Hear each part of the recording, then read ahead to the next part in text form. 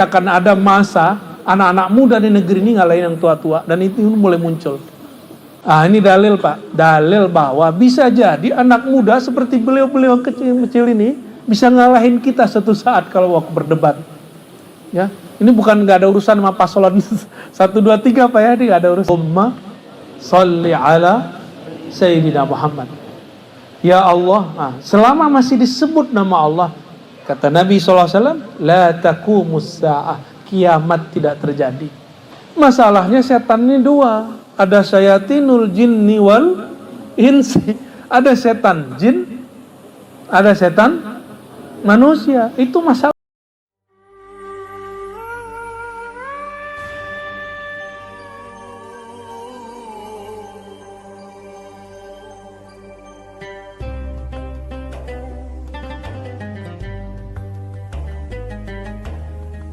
Amma ba'du, Allahumma salli wa sallim barik alaih. Gimana kabar Bapak Ibu? Sehat? Tadi saya udah tidur nih. Saya dibangunin Pak Haji Syam ini. Ternyata saya kira dia mau khitan lagi. Tahu-tahu anaknya.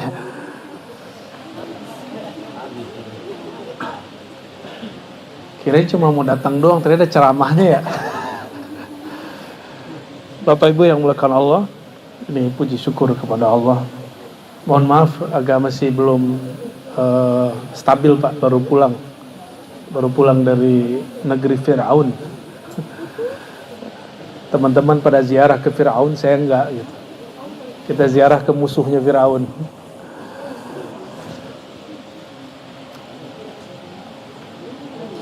Kita insya Allah Ananda Rizki esok akan mengamalkan satu sunnah Rasul, yaitu dikhitan. Maka orang dulu sebut dikhitan itu disunat. Disunat itu maksudnya disunnahkan amalannya Rasulullah Sallallahu Alaihi Wasallam. Maka ciri-ciri umat Nabi Muhammad Sallallahu Alaihi Wasallam ikut sunnah Nabi Muhammad Sallallahu Alaihi Wasallam. Sunnah di situ bukan yang dikerjakan berpahala, ditinggalin nggak apa-apa, bukan. Sunnah itu bahasa Arab artinya sirah wa tariqah, perjalanan hidup. Bahkan boleh diartikan ta'alimun Nabi Sallallahu Alaihi Wasallam, ajaran baginda Nabi Muhammad Sallallahu Alaihi Wasallam. Jadi disunat berarti tidak hanya kepala, badan, pikiran, mohon maaf, sampai alat vital pun harus ikut sunnah Nabi Muhammad Sallallahu Alaihi Wasallam. Begitu detailnya agama ini, ya. Dan yang pertama kali mengamalkan khitan itu Nabiullah Ibrahim. Nabiullah.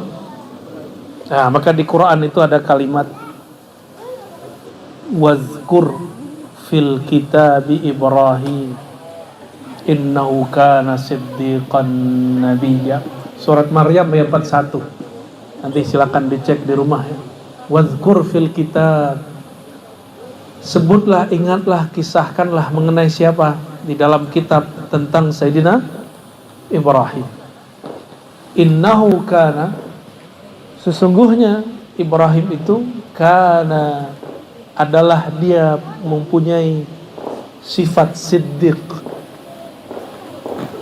Apa arti siddiq? Saddaqa yusaddiqu, ya. Sadiq, siddiq. Apa arti siddiq? Orang yang berkesesuaian zahir dan batinnya. Apa yang dia katakan di batinnya, zahirnya ngikut. Jangan dibalik, jangan lisan diikuti oleh yang di dalam, jangan. Yang di dalam diikuti oleh yang di luar, itu siddiq. Siddiqan nabiyya, ya. Lalu dikisahkanlah di situ tentang Sayyidina Ibrahim, macam-macam. Di Quran banyak sekali kisah Nabi Ibrahim. Bapak Ibu kalau cek di Quran, minimal seingat saya ada 60 lebih. Bahkan seumur dengan umur baginda Nabi Muhammad SAW, 63 kali nama Nabi Ibrahim muncul di Quran. Nanti kalau salah mohon dicek ya. Mohon dibenerin. Tapi saya ingat saya 63. 63 itu umur Nabi Muhammad sallallahu alaihi wasallam. Dan Nabi Muhammad sallallahu alaihi wasallam mengajarkan kalau kita memasukkan orang ke dalam kubur atau nutup mata orang yang belalak. Orang kalau mati matanya belalak enggak? Matanya enggak ngikutin ruhnya. Kecuali dia ahli zikir khafi, ahli zikir kolbu, maka matanya nutup waktu dia meninggal. Sendiri, enggak ditutup siapa-siapa. Allah yang nutup sendiri. Itu terjadi pada ayah saya. Jadi saya enggak nutupin mata ayah saya, dia matanya nutup sendiri. Sebelum dia melepaskan berpisah ruh dengan badan, matanya nutup, lalu zikir, dalam zikirnya dia pergi. Ya. Nah, dianjurkan baca apa? Bismillahi ala millati Sayyidina Ibrahim atau Bismillahi ala millati Rasulillah. Ya. Dengan nama Allah, ya, dengan millah Rasulullah atau millah Sayyidina Ibrahim. Dan ajaran Nabi Ibrahim itu disebut Hanifah. Apa arti Hanif? Ada yang nama Hanif nggak? Ada yang namanya Hanif? Nggak ada ya? Bagus tuh dikasih nama anak Hanif. Ya. Kalau perempuan Hanifiyah. Hanifiyah itu istri Sayyidina Ali setelah Fatimah meninggal. Anaknya namanya Muhammad Al-Hanifiyah. Ya. Al-Hanifiyah, Hanifiyah itu artinya hati yang lurus kepada Allah Subhanahu wa ta'ala. Loh, ada hadrahnya Jisam. Udah main dari tadi? Udah ya? Udah capek belum? Udah sunat belum? Siapa yang belum disunat tuh? Lah ente sholawatan di rumah orang yang disunat, belum disunat gimana? Tapi gak apa-apa, Nabi Ibrahim disunat umur 80. Umurnya berapa Pak?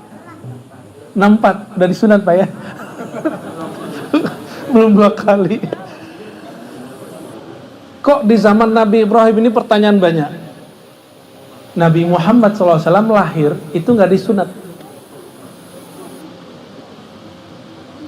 Berarti ada orang yang lahir, mohon maaf, alat vitalnya gak ketutup. Gak ada tuh yang nutupin. Kebayangkan yang nutupin itu? Ada ghilafnya itu. Berarti sebelum Nabi Ibrahim, Nabi-Nabi dan sampai Nabi Nuh, Nabi Adam, itu enggak. Jadi alat vitalnya itu memang enggak ketutup. Dan itu kembali lagi kesempurnaan itu pada tubuh Sayyidina Muhammad SAW. Nah, Nabi Adam itu tercipta ideal, enggak ketutup. Maka enggak ada disunat kan Nabi Adam? Ada enggak riwayatnya Nabi Adam disunat?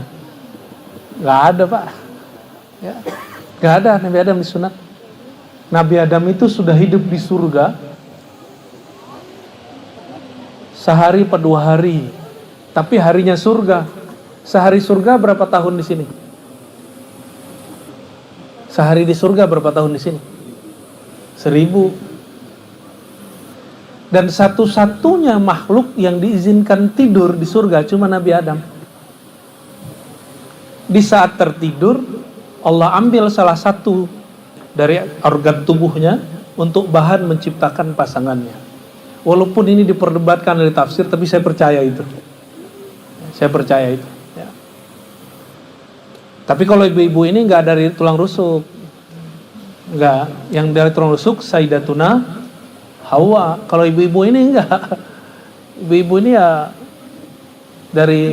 ya dari ibunya.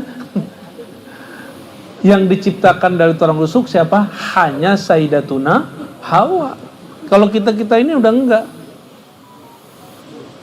Ya.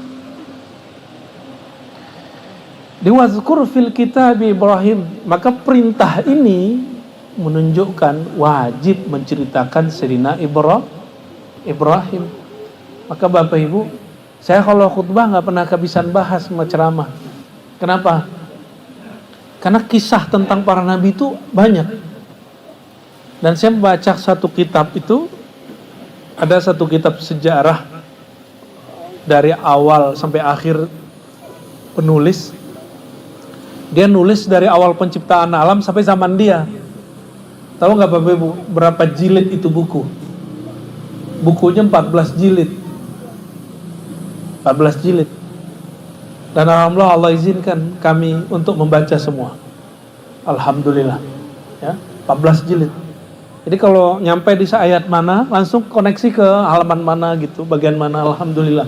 Itu nikmat dari Allah SWT. Ya. Sayyidina Ibrahim diperintah untuk sunat khitan. Khitan itu bahasa Arab qat'u, ya. Mazada atau masatara ala az-zakar. Memotong sesuatu yang nutupi zakar. Zakar itu bahasa Arab, Pak, ya. Bukan bahasa Indonesia. Nah, kalau bahasa kedokterannya penis atau alat vital. Pada punya nggak sih? Ente punya nggak? Bener. Ya, kalau di fikih ngomong begitu biasa. Orang ahli fikih ngomong, mohon maaf, alat kelamin itu standar, Pak, itu biasa. Apalagi fikih perempuan, aduh, masya Allah detailnya dan rumitnya. Sampai ada satu buku khusus cuma ngurusin darah perempuan. Ya, kalau laki-laki kan nggak ada kan? Itu sebabnya laki-laki kalau dia bayi buang air, belum makan apa-apa nih, masih disusuin, susu murni, belum minum susu sapi. Itu kalau kena kain cukup dipercik, langsung suci. Kalau perempuan enggak. Kalau perempuan walaupun masih susu murni, air susu ibu, kata orang Malaysia susu badan, itu dipercik tetap dia najis. Dia mesti dibersihkan seperti perempuan dewasa. Nah, apa yang terjadi? Karena memang struktur alatnya beda. Makanya kita menganjurkan kalau di mana-mana tempat orang berkumpul, toilet laki perempuan dibedakan. Karena memang organ vitalnya beda dan hukum fikihnya beda. Terus ada orang mau persamaan. Persamaan laki perempuan nggak mungkin. Yang ada itu kesetaraan hak. Kesetaraan hak itu untuk perempuan apa, laki-laki apa gitu. Setara tidak mesti sama. Laki-laki dapat hak menikah 4, perempuan dapat hak nggak punya suami 4? Kan enggak. Berani Haji Syam? Kan nggak berani. Minal khaifin. Nanti Bu Haji yang marah.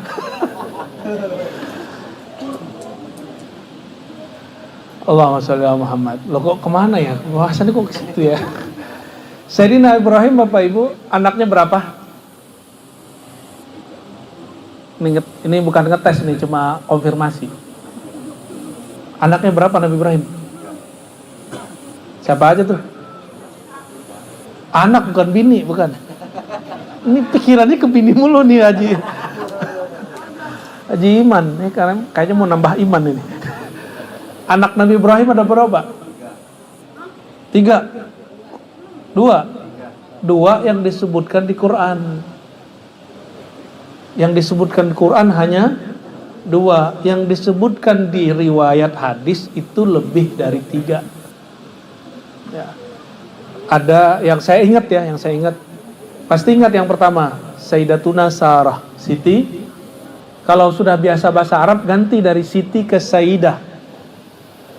Ya, Siti itu Siti Tur kata orang nanti. Ya, ganti Sayyidah, Sayyidatuna atau Sayyidah dari Asia Tenggara. Namanya Sayyidah Qanturah. Semua itu tertulis dalam kitab tafsir Ibnu Katsir dan juga dalam Al-Bidayah wa Nihayah karya Ibnu Katsir, Imam Tobari dan lainnya. Nah, dari Qanturah ini muncul anak. Ada riwayat 4, ada riwayat 6. Nah, jadilah muka-mukanya kayak kita-kita ini. Ya, muka-mukanya kayak gini nih, ya. Bedakan sama orang Arab. Jadi kalau pas lagi umroh kita mikir-mikir nih Arab Mesir, rambutnya beda. Kita dengerin lu dia ngomong. Dia ngomong baru tahu ini Mesir gitu.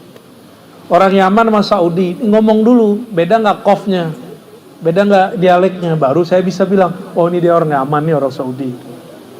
Tapi kalau orang Indonesia nggak perlu ngomong. Ya, di tanah haram itu udah kelihatan orang Indonesia itu khas, ya, sangat-sangat khas. Tapi nggak usah khawatir Bapak Ibu. Ini di atas ente apa nih? Apa itu? Wah, itu tanda udah sunat tuh ya.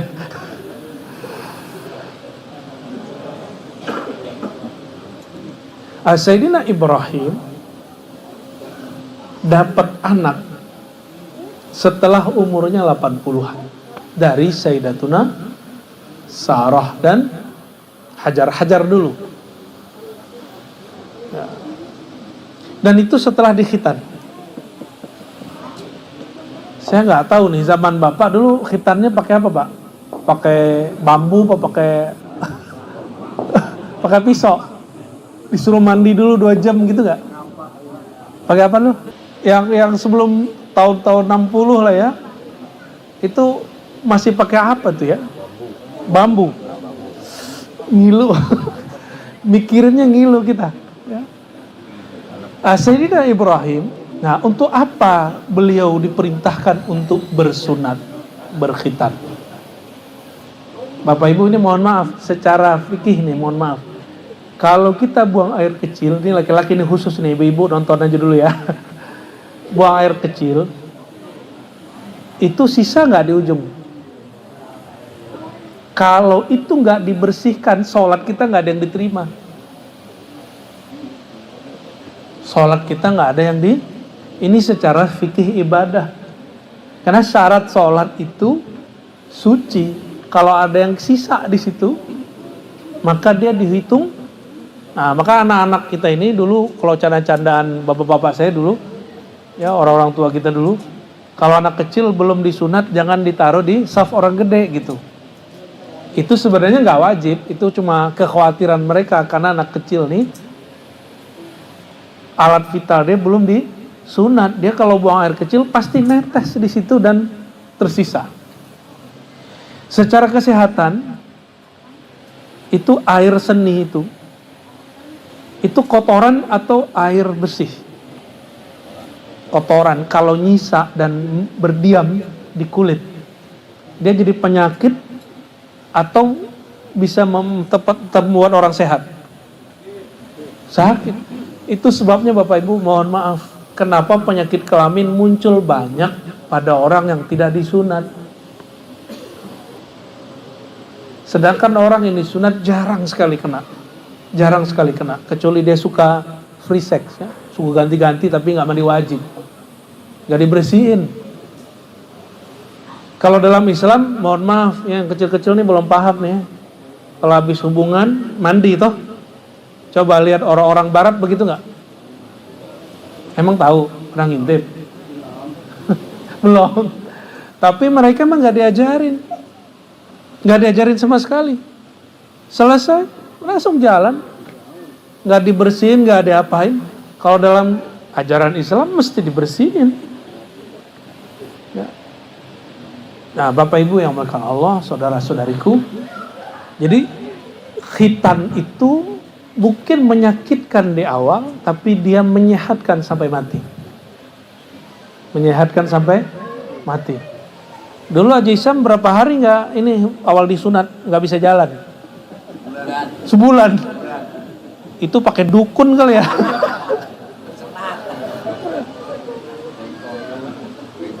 Malah teman saya ada yang lepas Pak 2 kali dia disunat. Lepas jahitannya dia. Kalau orang dulu kan enggak, ya, langsung dipotong habis. Jadi bagus. Ya, yang generasi saya itu jelek-jelek tuh hasilnya. Kena dijahit. Ini jelek nih hasilnya nih. Sayyidina Nabi SAW, beliau mengatakan apa kata beliau? Kata Nabi Muhammad SAW, "Wulidtu makhtuna." Aku terlahir sudah dikhitan. Maksudnya, nah ini enggak ada riwayat yang menyebutkan beliau dikhitan oleh Jibril, itu hadisnya tidak sahih. Maksudnya, secara biologis ada orang lahir itu kuncupnya nggak ada Pak. Tahu kuncupnya? Itu nggak ada, barangnya nggak ada. Jadi betul-betul sempurna, dan itulah yang sempurna. Jadi Sayyidina Muhammad SAW itu dilahirkan sesempurna tubuh Sayyidina Adam. Loh kok bisa? Kenapa bisa? Karena nur yang ada pada Sayyidina Adam itu berasal dari nur Sayyidina Muhammad SAW. Ya, ngaji nur ini ilmunya Imam Ibnu Katsir. Ibnu Katsir ini muridnya Imam Salafi Wahabi, Pak. Dia nggak nolak Nur Muhammad. Sekarang jangankan Wahabi, ngaku Ahlussunnah aja nolak kajian Nur Muhammad sallallahu alaihi wasallam. Nur Muhammad itu kalau dizohirkan jadi syariat, kalau dibatinkan jadi hakikat. Dizohirkan jadi apa? Muhammad sallallahu alaihi wasallam. Kalau mau nur itu ada di rumah kita, ya banyak-banyak sholawat di rumah. Ya, konflik-konflik dikit itu biasa, ya diberesin pakai sholawat. Diberesin pakai apa? Maka ada adik kita yang ahli sholawat ini, selama masih ada mereka, Pak, kiamat diundur. Ente jangan GR ya.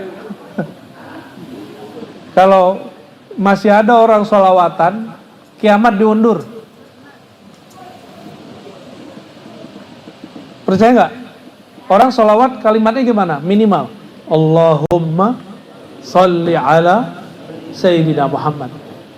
Ya Allah, selama masih disebut nama Allah, kata Nabi SAW, la taqumus sa'ah, kiamat tidak terjadi. Makanya setan gak suka sama orang salawatan, gak suka sama orang yasinan, gak suka sama orang rotiban, rawian. Kenapa? Di dalam rawian, sholawatan, yasinan nyebut nama Allah, maka setan gak suka. Setan pernah gak suka. Masalahnya setan ini dua, ada syayatinul jinni wal insi. Ada setan jin, ada setan manusia. Itu masalahnya. Biasanya ngelarang maulid setan jin apa setan manusia?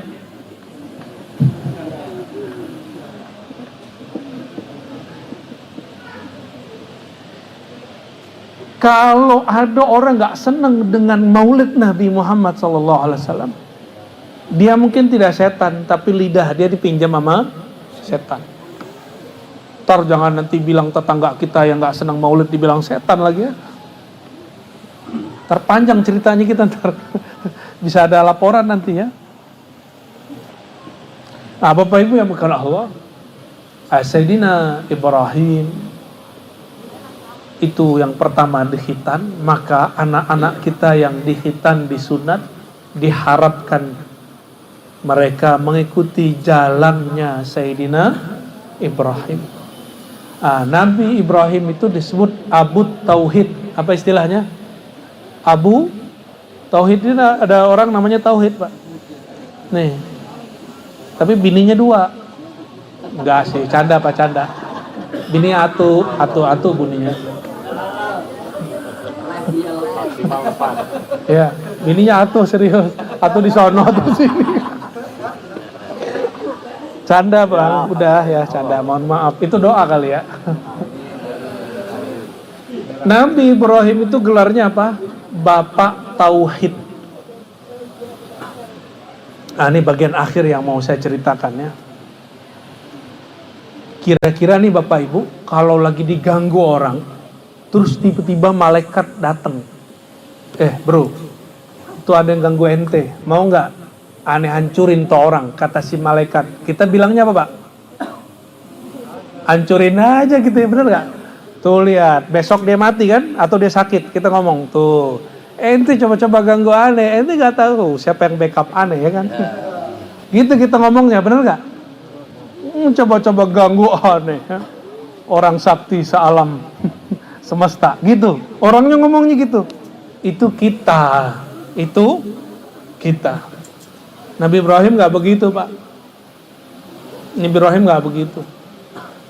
Maka kalau ada orang ikut tauhid Nabi Ibrahim yang merupakan tauhidnya Nabi Muhammad SAW, coba perhatikan kisah ini.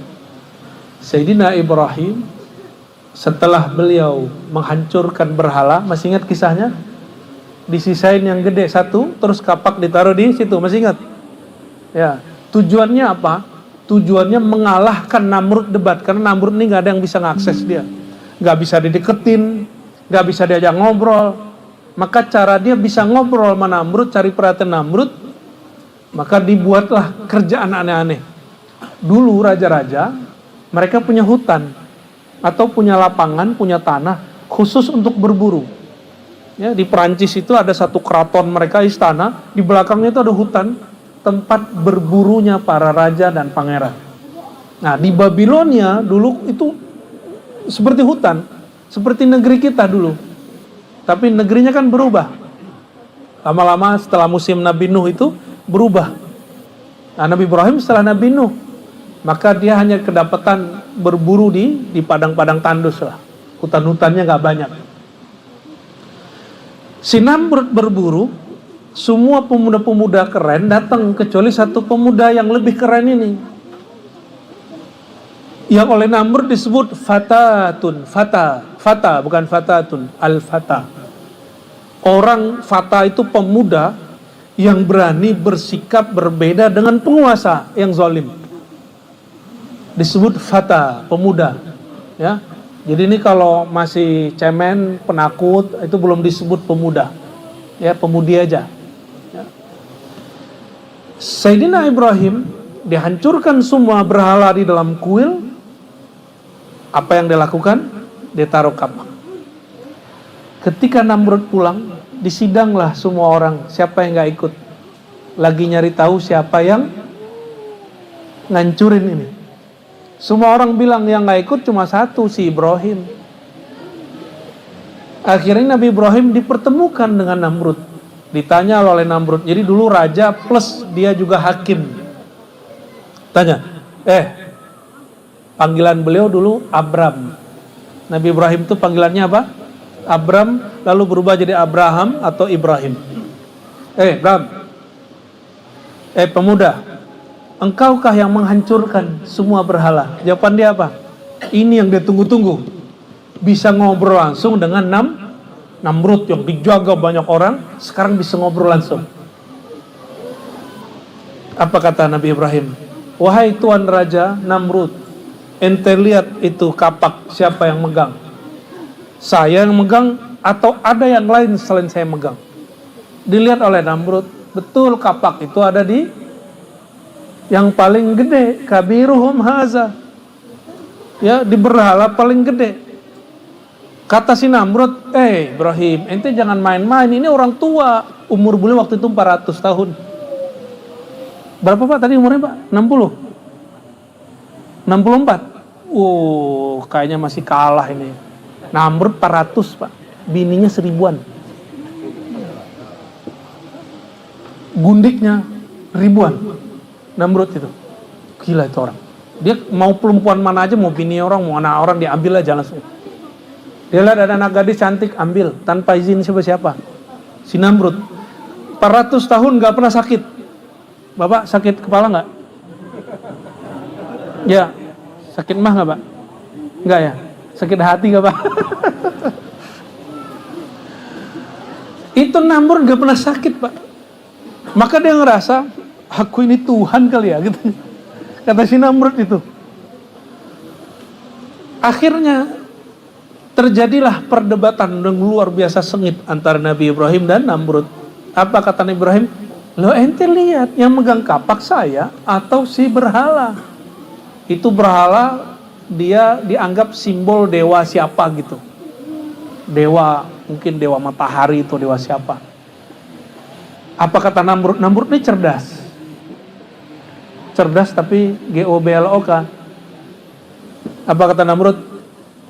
Anak muda, mana mungkin si berhala mampu menghancurkan berhala yang lain? Dia kan gak bisa ngomong, gak bisa gerak, gak bisa makan, gak bisa minum, gak hidup.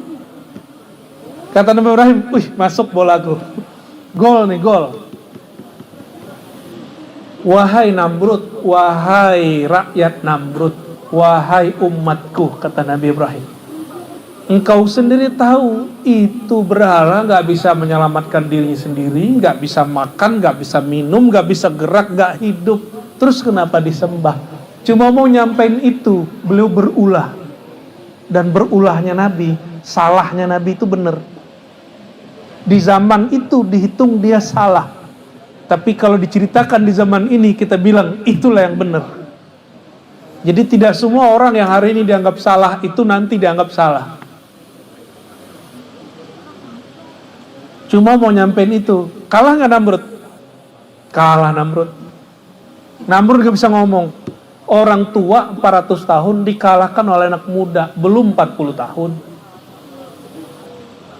Ini dalil Pak. Dalil bahwa bisa jadi anak muda seperti beliau-beliau kecil ini bisa ngalahin kita suatu saat kalau waktu berdebat. Ya, ini bukan nggak ada urusan sama paslon 1, 2, 3 Pak ya, ini nggak ada urusan. Saya sudah menyampaikan itu sejak 10 tahun yang lalu.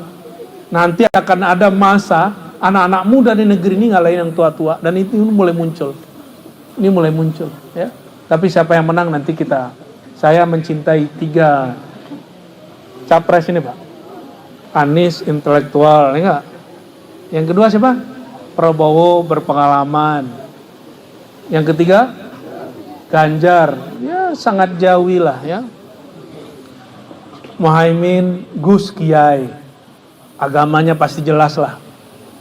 Yang kedua Gibran, ya pernah jadi wali kota, ya oke lah. Saya kan nggak pernah jadi wali kota, apalagi jadi presiden.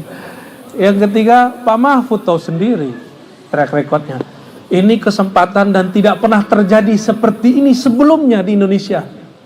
Semua calonnya bagus-bagus. Semua calonnya bagus-bagus. Saya baru pulang dari Mesir Pak. Ini mohon maaf yang dari Mesir, kalau salah tolong dibenerin nanti. Mesir itu baru pemilu. Presiden yang sudah 2 periode tidak dilarang naik lagi. Yang sudah 2 periode namanya Jenderal As-Sisi. Naik lagi Pak. Dia punya modal, dia punya kekuatan militer. Muncul 3. Cuma saya curiga yang 3 ini ada yang beneran, ada yang boneka. Biar muncul-munculan aja. Masuk akal nggak? 4 yang maju, As-Sisi dan 3 orang. 3 orang nih cuma dapat suara 1%, 2%, 3%. Waktu quick count, waktu saya di sana. Sekarang mungkin sudah berubah. Dan banyak yang golput, anak-anak muda golput. Saya tanyalah anak muda, kenapa kamu golput? Apa kata dia? Percuma saya nyoblos, pasti yang kepilih si yang pertama, si jenderal. 1, 2, 3 cuma dapat 1%, 2%, 3%. Sedangkan As-Sisi dapat berapa? 90%. Di Indonesia kan nggak boleh maju lagi kan? Alhamdulillah. Nggak ada 3 periode di Indonesia, alhamdulillah. Di sono mirip-mirip kayak zaman Soeharto lagi. Kita lebih enak Pak sekarang Indonesia. Saya ziarah ke Imam Syazili, itu jauhnya bukan main. Berangkat pakai pesawat sampai di satu kota namanya Luxor. Lalu berangkat dari jam 7 nyampe jam 5. Jam 5 di sana mau maghrib itu. Itu pergi ke sana udah mikir kayaknya nggak bisa balik lagi nih ke Indonesia. Udah begitu. Tapi yang saya nggak ceritakan apa? Di setiap jalan itu ada tentara, polisi. Semua ditanyain, kamu mau kemana? Jadi itu negara betul-betul militer, gayanya style militer. Dan menegangkan sekali. Tapi saya berhusnuzon. Ini negara karena dekat sama Palestina, dekat dengan Libya, dekat dengan Suriah. Semua negara itu sudah konflik dan sudah hancur. Yang bertahan Mesir. Maka Mesir mesti dipimpin oleh orang-orang yang keras-keras begitu. Kita maklumi. Ya, dimaklumi lah. Ya, keturunan-keturunan para nabi, tapi juga ada keturunan Firaun di situ gitu. Maksud saya cerita itu apa Bapak Ibu? Negeri kita sangat-sangat enak sekali. Cuma beritanya gak enak. Ya, maka nanti siapapun yang terpilih kita doakan mereka cinta Allah, cinta Rasulullah, cinta negeri. Amin ya rabbal alamin. Kita kembali ke Sayyidina Ibrahim. Sayyidina Ibrahim mengalahkan si Namrud. Tapi Namrud otoriter, dia gak mau kalah Nah, ini ciri-ciri orang otoriter. Nggak mau kalah, pantang dikritik. Disenggol dikit mau bales. Ciri-ciri kekasih Allah, dicaci maki orang, dikata-kata orang, dia nggak bales. Mau cari wali nggak? Mau dia ulama, mau dia pemimpin, dia dicaci maki orang, nggak bales, itu wali. Berarti hatinya bagus. Hati dia bagus. Nah, Namrud enggak, sentimen, sensi, temperamen. Ketika dia kalah, dia nggak mau kalah. Apa kata dia? Hei, para algojo, kumpulkan kayu untuk 40 hari, bakar Ibrahim. Dibakarlah Nabi Ibrahim. Ketika mau dibakar, udah dimasuk tuh ya, dia di bawah kayu-kayu besar itu ditaruh di dalamnya. Waktu dibakar datanglah datanglah Jibril, datang malaikat angin, datang malaikat bumi, datang malaikat pohon, datang malaikat, semua malaikat datang. Dan termasuk semut pun datang. Semut datang, kecoa sih kayaknya nggak datang, makanya kecoa boleh dibunuh, Pak. Ya. Cicak itu nggak datang, makanya cicak boleh dibunuh. Jadi yang hewan-hewan yang hari ini haram dibunuh, itu dulu hewan yang ikut membantu Nabi Ibrahim, menawarkan pembantuan untuk Nabi Ibrahim. Apa kata Jibril yang paling gede? Ibrahim, maukah engkau aku bantu? Aku hancurkan si Namrud, aku padamkan api. Datang malaikat angin, Ibrahim, itu api gampang aku padamin. Datang malaikat hujan, ini turunin bentar mah selesai. Kita kalau ditawarin begitu GR gak, Pak? Wih, keren. Maka ular boleh dibunuh. Anjing gimana? Anjing gak boleh dibunuh kecuali anjing hitam. Anjing pun ikut. Semua binatang ikut. Bawain apa kayak jilatin, kayak ngambilin kayu kayak supaya gak kebakar nih Ibrahim. Hatta semut diambil ranting terus dia celupin ke air, dibawa ke situ, Pak. Apa kata semutnya? Ya, walaupun ini tidak ada apa-apanya, siapa tahu yang sedikit ini berharga di hadapan Allah Subhanahu wa Ta'ala. Jadi kita ini nggak perlu dilihat orang, Pak, berbuat. Cukup dilihat Allah. Itulah ikhlasnya semut. Itulah ilmu tauhid Nabi Ibrahim yang muncul dari semut. Akhirnya Sayyidina Ibrahim ngomong apa? Enggak, bro, ya, Jibril kan temennya. Saya mau tanya Bapak Ibu, lebih mulia Jibril atau Ibrahim? Jibril ya? Yang pertama jawab Jibril. Ya, yang bilang Jibril berarti dulu belajarnya di sekolah. Kalau yang bilang Nabi Ibrahim, ngajinya di majelis. Nah, itu aja bedanya. Ya. Jadi kira-kira siapa yang lebih mulia? Nabi Ibrahim. Kenapa lebih mulia Nabi Ibrahim? Dia Nabi. Malaikat itu pelayannya Nabi dan wali.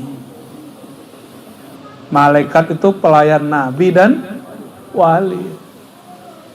Maka malaikat Jibril menawarkan bantuan. Tapi belum ada titah dari Allah. Jibril turun-turun aja. Maka Jibril boleh turun tanpa diperintahkan, tapi dia nggak boleh bertindak. Dia cuma berkunjung aja. Maka sampai saat ini Sayyidina Jibril, Sayyidina Mikail masih diizinkan naik turun, tapi dia nggak boleh bawa syariat. Dia cuma berkunjung kepada pewaris Rasulullah SAW. Jadi Jibril itu kalau rindu ke Nabi Muhammad SAW, maka dia turun cari pewaris Nabi Muhammad SAW. Ketemu majelis, hadir di majelisnya, bahkan dia nyamar jadi orang, salaman. Begitu disebutkan Nabi Muhammad SAW bahwa para malaikat itu sering nyamar jadi orang. Di zaman Bani Israil sering nyamar, apalagi sekarang ya. Akhirnya Sayyidina Jibril ditolak, Mikail ditolak. Apa kata beliau, sang bapak tauhid? Hasbiyallah wa ni'mal wakil. Waduh, kalimat ini kalimat tauhid. Cukuplah Allah bagiku. Gak usah engkau, wahai Jibril. Gak usah kalian, wahai para malaikat. Terima kasih rasa simpati kalian. Maka ibu, api itu membakar karena karakter api secara alamiah. Maka kalau kita salam-salaman, harapannya hati kita nggak beres sama dia bebas. Udah, gugur. Itu salaman. Kuni. Jadi kalau itu baru debus, Pak. Ya. Kalau debus, ini yang sahih. Maka ilmu debus bukan ilmu syaitan. Itu ilmu Nabi Ibrahim. Cuma ada setan yang belokin gitu.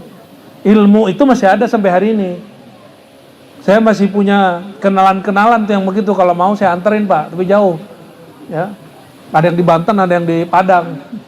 Pakai zikir. Zikirnya hasbunallah wa ni'mal wakil, bismillahirrahmanirrahim, sholawat, syahadat. Enggak pakai hong haling hong hang hang enggak jelas gitu, enggak ya. Enggak. Zikirnya pakai nama Allah. Ping hong haling hong juga enggak salah ya. Zikirnya Haji Iman tuh. Maka Bapak Ibu, ini yang mesti kita ajarkan ke anak. Jadi zahirnya mereka kita sunat, batinnya kita ajarkan mereka tahu. Jadi ajarkan anak bergantung kepada Allah sedari sekarang. Ya, ini orang kalau kuat di sini, nepotisme hilang, korupsi hilang. Ya, kalau dia salah dia akan nggak perlu dicari-cari KPK, dia akan datang sendiri. Saya salah, dikembaliin punya negara, lalu dia siap diadili. Kalau orang bertauhid, ya. Semoga Allah memberkahi kita semua, wabil khusus sahibul bait, Haji Syamsuri dan istri, terutama anak yang sedang dihajatkan untuk bersunat, berkhitan, Ananda Rizki apa namanya? Rizki, namanya panjang bener ya. Ya, untuk beliau dan keluarganya dan untuk yang mau berkhitan, kita bacakan suratul Fatihah. Ya, suratul ladzina an'amta alaihim.